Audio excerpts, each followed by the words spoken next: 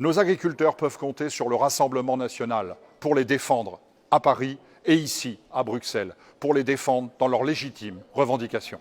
Tout le monde se souvient, en ce début d'année 2024, des importantes manifestations de nos agriculteurs en France. Ils ont exprimé un cri de colère, ils ont exprimé un cri de désespoir. Effondrement de leurs revenus dans certaines filières, excès de normes et de contraintes environnementales imposées souvent par Bruxelles et le gouvernement français, et aussi condamnation de ces traités de libre-échange qui les met en concurrence avec le monde entier. Quelques mois plus tard, où en sommes-nous ?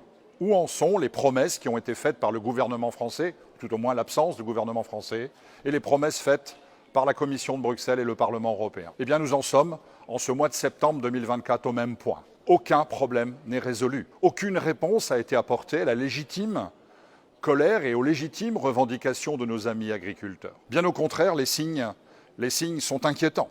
Le gouvernement français, M. Macron, se désintéresse totalement du sort de nos agriculteurs et de la ruralité. Ici, à Bruxelles, la réélection de Mme von der Leyen est inquiétante pour le monde agricole. En effet, elle est prisonnière de l'idéologie de la décroissance que les Verts qui siègent dans ce Parlement, qui sont certes minoritaires, mais que les Verts veulent nous imposer. Cette idéologie de la décroissance, elle s'exprime par le Green Deal, le Pacte vert, par le programme La ferme à la fourchette. On nous demande, ici, à Bruxelles, que nos agriculteurs produisent moins, réduisent leur cheptel, arrachent les vignes. Ceci est inacceptable.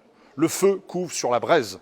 La colère agricole est toujours la même et nous pouvons craindre, dans les jours qui viennent, à une reprise de ces grandes manifestations légitimes. Nos agriculteurs peuvent compter sur le Rassemblement national pour les défendre à Paris et ici, à Bruxelles, pour les défendre dans leurs légitimes revendications.